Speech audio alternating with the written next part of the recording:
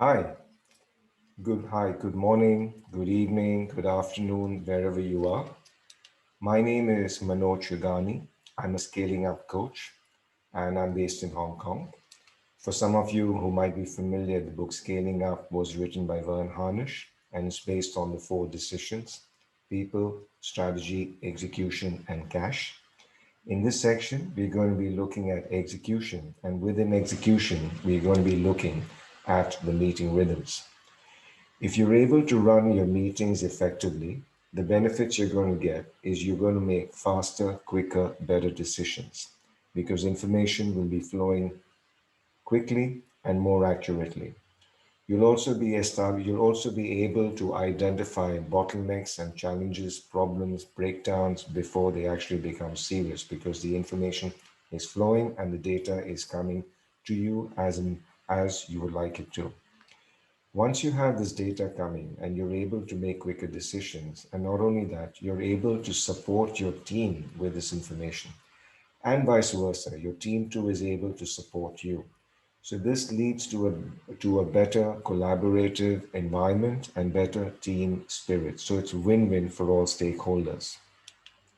In this session, we are going to be primarily focusing on the weekly meeting. The agenda that we recommend for the weekly meeting is as follows. First, set the context. It's always important to keep the main thing the main thing. What do we mean by that? Is what is your quarterly theme that you have selected? We're always coming from there. Next, when you start the meeting, you want to spend the first 5 minutes of your meeting sharing good news. How's everyone doing? They could share a personal win, they could share a professional win, whatever it is. The invitation here is to get people in a mood where they can actually acknowledge themselves for the wins they've had.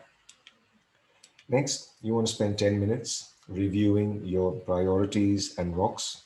You want to then look at your KPIs and your dashboard, and you want to go through the previous week's who, what, when. In the next 10 minutes, you want to be looking at customer and employee feedback. Once you've got all of this information, then you want to spend the next 30 to 60 minutes using the collective intelligence of your team on resolving the issues that have come up, the problems that have come up.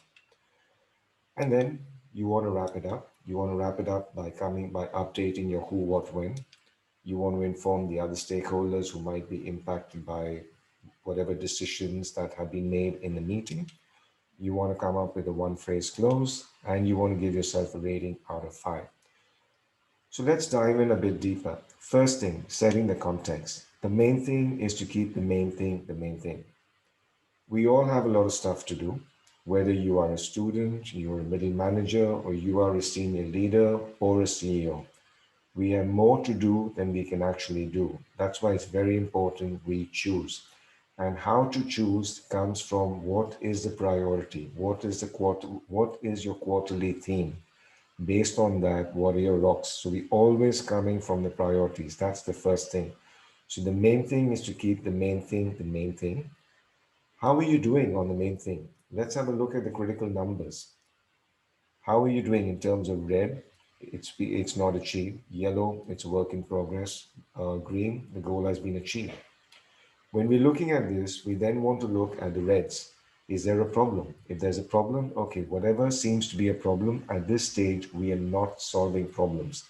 We're simply reporting on the problem and capturing them on the parking lot. If you have things which are in yellow, is the yellow likely to turn into a green? Or if it's likely to turn into a red, then that's a problem. We do not solve it in this part of the discussion. We simply capture these issues that need to be addressed in the parking lot. And then we move on. Then we move on to the management dashboard. How is the sales team doing? How is the marketing team doing? How is production doing? How is logistics doing? We want to know how every team is doing. And then when we have the dashboard like this with the red, yellow, greens, once again, we want to know what's happening. Patterns will emerge. And based on that, you will identify what are the problems that need to be resolved, capture them on the parking lot, and we move on. Next, it's about gathering employee feedback. Yes, If there's a breakdown or something, you will get employee feedback, but that is more reactive. How about getting employee feedback on a proactive basis? Do your managers have stories to share of their teams where they embody the values, where they went that extra mile to deliver on your brand promise? What are those stories that you can bring to the meeting? These are stories where they did something remarkable. If it's remarkable, bring it to the meetings. It's worth sharing, especially stories where they lived your values. Values, values, values. Cannot go on about this. It's the DNA of your culture. Do you have enough stories to share where employees live your values? Next, it's about start, stop, keep. Every manager should be in conversation with at least one employee per week and have the conversation. What should we start doing, stop doing, and keep doing? If this information is flowing up to your leadership team in a structured manner on a weekly basis, it can be a game changer. Next, it's about gathering customer feedback. We get customer complaints, we get feedback from customers, but that's reactive. What can we do on a proactive basis, on a weekly basis, to get information from our customer? The invitation here is for every manager, every leader to be in conversation with one customer a week, one customer a week, and use the four questions. Call, just give them a call and ask them first, how are they doing? You want to enter their world, make it about them. It's not about you. Make it about them and see how are they doing. What's going on in their industry and their neighborhood? Find out what's happening with them. What is the impact? What is the impact of what's going on? How is that all impacting them? Next, you want to find out what's happening in the marketplace. What are they hearing about your competitors? They are the best source for you to give you market intelligence on your competitors. Your competitors are very likely knocking on their door more often than you think. Once you've got past these three questions, then at the end of it, you can ask them, how are we doing? And this is where you can get some valuable feedback on which you can improve your product or service. Once we have gone through this reporting function, there will be breakdowns, there'll be challenges, there'll be reds that you need to address. All of this information, my invitation to you is to capture this on a parking lot. Once you've captured this on the parking lot, it can seem overwhelming and it can seem like a lot of things to do. And this is where you actually start prioritizing. Once again, remember the context to keep the main thing the main thing. Based on our quarterly theme, what is it that we need to address in this quarter? All the others, if it's not related to this and if it can wait, let's move it to the next quarter and maybe even to the quarters after that. So once you've captured stuff on what needs to be done in this quarter, once again, you might have 5, 10 items. In the beginning, I get that you may have a lot of things to do, and that's okay. Once you've listed them out, what do you do then? You then pick the one thing which will give you the biggest bang for your buck, where you'll get the biggest ROI on your time, your energy, your effort, and will solve most of the problems. The 80-20 rule. What is the 20% that will solve 80% of the problems? Once you have that, bring it onto the table. Use the collective intelligence of your team and do some problem solving.